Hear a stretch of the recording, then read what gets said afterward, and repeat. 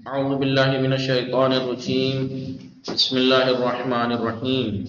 الحمد لله رب العالمين وصلى الله على محمد وآله الطاهرين.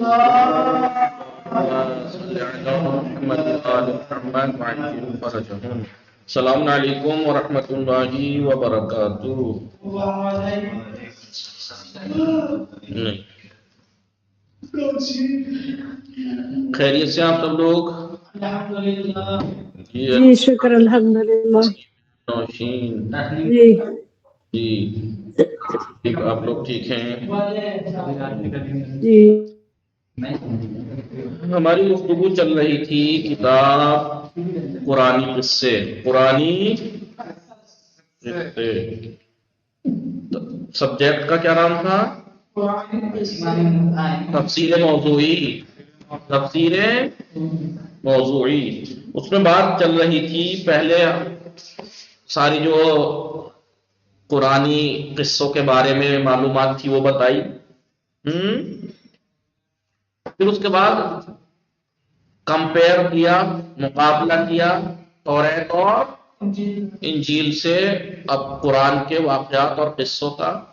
اور اب ایک ایک کر کے پہلے جناب آدم کے بارے میں قرآن میں کیا بیان کیا گیا، کیسے بیان کیا گیا، پھر جناب نوح، اب جناب ابراہیم کے بارے میں ہماری گفتگو جاری و ساری ہے. جی جناب ابراہیم کے بارے میں. تو جناب ابراہیم کی زندگی کے کتنے پہلو یہاں پہ ذکر کر رہے ہیں؟ کتنے پہلو؟ 3 پہلو. کون کون سے بتائیے؟ ایک پہلو بعثت کے زمانہ تک. جی پہلا بچپنے سے بعثت، دوسرا بعثت کا زمانہ، ٹھیک ہے، تیسرا پھر مخالفین کے اظہار خانی پر سب تیسرا ملکوت کی سیر. جی اور یہ ہم نے پڑھ دیا تھا. جی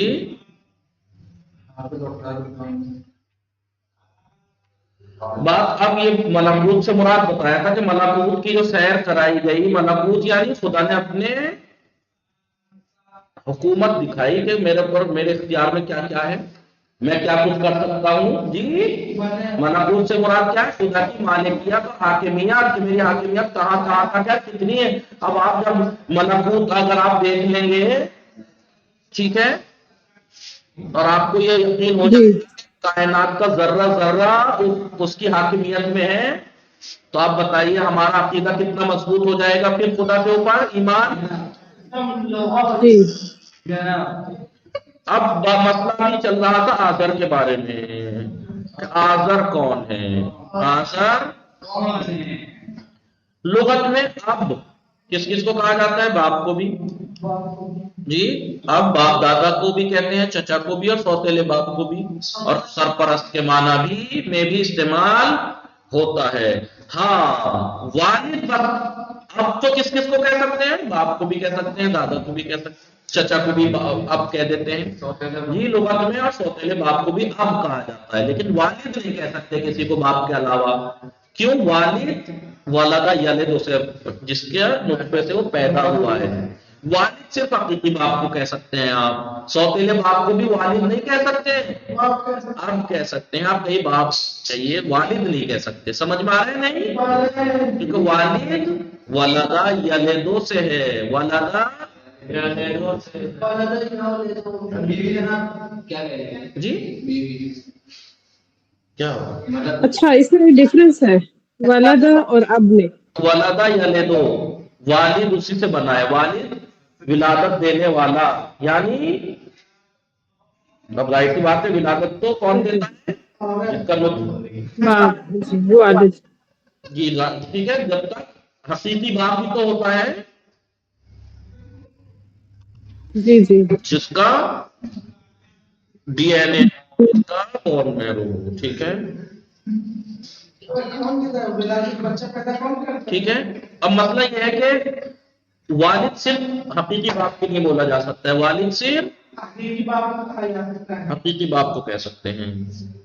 آئیے ایک طرف ہم قرآن مجید بھی قرآن مجید میں پڑھتے ہیں کہ جناب ابراہیم نے آزر کے لیے کہ جسے آپ اب کہہ کر پکارتے تھے، کیا کہہ کر پکارتے تھے؟ اب۔ اب ایک عرصے تک آپ نے مغفرت طلب کی، ایک عرصے تک، مغفرت طلب کی، لیکن جب آپ کو یقین ہو گیا کہ وہ پکا بت پرست اور دشمن خدا ہے اس سے کنارہ تو پھر آپ نے اس سے کنارہ گری اختیار کر لی اور بیزاری کا اعلان فرمایا، جیسے کہ سورہ توبہ میں ارشاد ہوتا ہے اعوذ باللہ من الشیطان الرجیم وما كان استغفار ابراہیم لابیہ الا عن موعدۃ وعدها اياه فلما تبين له انه عدو للہ، جب ان کے لیے بات آشکار ہو گئی کہ وہ اللہ کا دشمن ہے، تبرأ منہ ان ابراہیم لأواہ حلیم، اور ابراہیم کا استغفار ان کے چچا باپ یعنی چچا یا سوتیلا باپ جو بھی رہا ہو وہ اس کے لیے صرف اس وعدے کی بنیاد پر اب آپ دیکھیے سوال یہ اٹھتا ہے کہ آپ استغفار کیوں طلب کر رہے تھے؟ اس وعدے کی بنیاد پر تھا جو انہوں نے اس سے کیا تھا کہ میں تمہارے لیے، اس کے بعد جب آپ پر یہ واضح ہو گیا کہ وہ دشمن خدا ہے تو اس سے پھر آپ نے براءت اور بیزاری بھی اختیار کر لی کہ ابراہیم بہت زیادہ تضرع، جڑگڑانے والے اور بردبار تھے، ٹھیک ہے، لہذا انہوں نے وعدہ کیا تھا اس سے، جب دیکھا بھی حق پہ آنے والا نہیں ہے تو پھر آپ نے اس سے بیزاری اختیار کر لی۔ دوسری جانب یہ بھی قرآن مجید میں ملتا ہے کہ جناب ابراہیم نے بڑھاپے میں خدا سے اپنے والدین اور مومنین کے لیے مغفرت طلب کرتے ہوئے فرمایا۔ اب آپ یہ بتائیے کہ جب اگر کوئی یہ کہے بھائی آزر باپ تھا، آزر،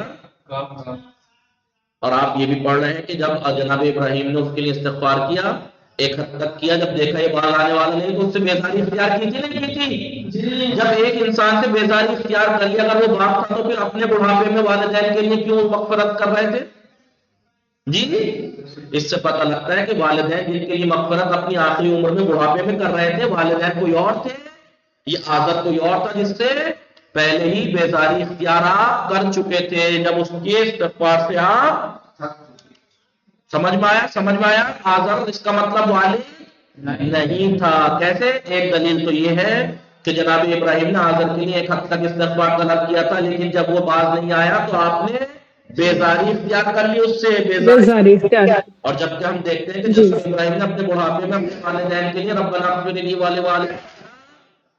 اپنے والدین کے لیے استغفار طلب کیا ہے، جب آپ ان سے بیزار ہو چکے تھے اور وہ ایمان لانے والا نہیں تھا، اگر وہ باپ تھا تو پھر آپ اپنے بڑھاپے میں ان کے لیے مغفرت کی ضرورت کیا تھی؟ کیا نبی کوئی ایسا نعوذ باللہ غلط کام کر سکتا ہے؟ اس کا مطلب یہ ہوا کہ اپنے بڑھاپے میں جن والدین کی مغفرت طلب کر رہے تھے وہ نیک تھے، اور آزر سے تو پہلے ہی آپ نے بیزاری اختیار کر لی تھی اسی کی زندگی میں۔ سمجھ میں آیا؟ دلیل سمجھ میں آئی کہ آزر باپ نہیں تھا۔ جی نوشین فاطمہ، جناب بڑھاپے میں خدا سے اپنے والدین اور مومنین کی مغفرت، ربنا اغفر لی، ربنا میرے پروردگار ہے میرے رب، اغفر لی مجھے معاف کر دے، مجھے مغفرت فرما، ولوالدیہ میرے والدین کی، وللمؤمنین مومنین کی، یوم یقوم الحساب جس دن حساب و کتاب قائم ہوگا اس دن سب کی ہم سب کی مغفرت فرما، ٹھیک ہے؟ اس سے پتہ چلتا ہے کہ آزر جس کے لیے ابس کی لفظ استعمال ہوئی ہے جناب ابراہیم کا باپ نہیں تھا، کیونکہ جیسا کہ ملاحظہ کیا گیا جناب ابراہیم نے کچھ دنوں آزر کے لیے استغفار کیا، مگر اس کے ایمان لانے سے جب آپ نا امید ہو گئے، اس کے نا امید ہو جانے پر اس سے دوری اختیار کر لی، جبکہ آپ نے اپنے والدین کے لیے اپنی عمر کی آخری گھڑیوں تک مغفرت طلب کی، لہذا آزر آپ کا والد اور حقیقی باپ نہیں تھا، چچا ہو سکتا ہے یا ہو سکتا ہے مثلا سوتیلا باپ، جو بھی رہا۔ توریت، انجیل اور دوسری تاریخی کتابوں میں آپ کے والد کا نام تعارف یا تعارف ملتا ہے، تعارف یا تعارف، جی توریت میں آپ کے باپ کا نام اور انجیل میں تعارف یا تعارف بتایا گیا، اور ہماری تاریخی کتابوں میں بھی، اور آزر کو آپ کے باپ کے عنوان سے پیش نہیں کیا گیا ہے کہ باپ ہے، نہیں، یہی نہیں بلکہ شیعہ اور سنی علماء کے درمیان مشہور ہے کہ انبیاء و مرسلین مشرک اور ناپاک صلبوں سے پیدا نہیں ہو سکتے، نہ ہوئے، انبیاء کسی مشرک اور ناپاک صلب سے نہیں آ سکتے، سمجھ میں آیا نہیں؟ جیسا کہ حضور اکرم صلی اللہ علیہ وآلہ وسلم سے مروی ہے ایک روایت، کیا لم یزل ینقلنی اللہ من اصلاب الطاہرین الى ارحام المطہرات حتی اخرجنی فی عالمکم ھذا لم یدنسنی بدنس الجاہلیہ۔ کیا ہوا؟ ہمیشہ خداوند عالم نے مجھے پاک سلبوں سے پاک رحموں میں منتقل کیا ہے، آدم سے لے کے آخر تک، اور دوران جاہلیت کی کثافتوں سے ذرہ برابر بھی ہم آلودہ نہیں ہونے دیا مجھے۔ سمجھ میں آیا؟ سمجھ میں آیا؟ جی اس کا مطلب یہ ہوا جی جی پیغمبر اگر کوئی آگے کہنے لگے نعوذ باللہ کہ جناب عبداللہ یا ان سے پہلے جتنے بھی جناب عیسیٰ کے بعد سے تو نعوذ باللہ بت پرست ہے، نہیں ایسا کچھ نہیں ہے۔ آپ ان کی ہسٹری اٹھا کے دیکھ لیجئے گا، ان کا کوئی جد، نبی اکرم کا کوئی جد، کوئی نسل والا بت پرست یا مشرک ہمیشہ سے توحید پرست رہے تھے، آئین ابراہیمی پہ تھے، آئین جی تسنیم میم، نوشین فاطمہ، غلام علی علی اصغر، جی جی جی جی ٹھیک ہے جی آئیے۔ ٹھنڈی والی تو یہ کوئی بھی پیغمبر، چاہے کوئی بھی نبی، ہمارے جو 1,24,000 انبیاء ہیں، کوئی نبی بھی کسی نعوذ باللہ ناپاک صلب میں یا ناپاک شکم میں نہیں رہا، نہ ہی کسی ناپاک رحم میں رہا، نہ رحم یعنی ماں کے پیٹ میں، صلب کہتے ہیں باپ، ٹھیک ہے۔ آپ کبھی بھی کسی پیغمبر کا، کسی نبی کا، نہ کسی امام کا، سمجھ میں آیا؟ جو مشرک یا کافر ہوں، ایسا کوئی نہیں تھا، صحیح ہے۔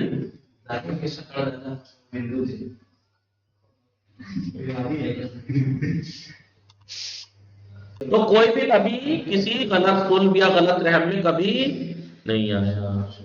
سبق کا خلاصہ یہ ہوا کہ جناب ابراہیم سرزمین بابل میں پیدا ہوئے، جہاں اس وقت نمرود کی حکومت تھی، شرک و بت پرستی کا ماحول تھا، آپ وہیں رسالت پر مبعوث ہوئے اور لوگوں کو وحدانیت کی طرف بلایا۔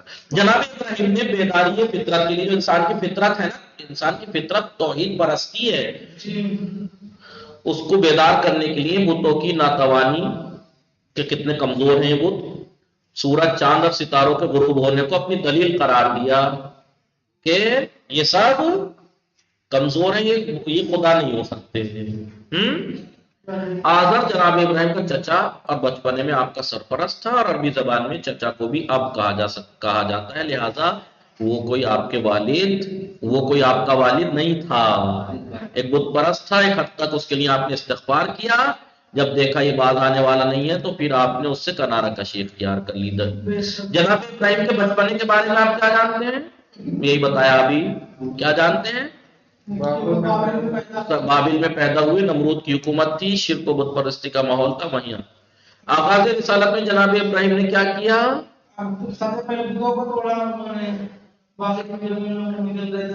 چاند، سورج اور ستاروں کی پرستش سے جناب ابراہیم نے کیوں بیداری اختیار کی؟ جب آپ نے ان کو طلوع ہوتے ہوئے دیکھا تو پھر جب غروب ہوتے ہوئے دیکھا تو کہا میرا خدا یہ نہیں ہو سکتا، ٹھیک ہے، صحیح ہے۔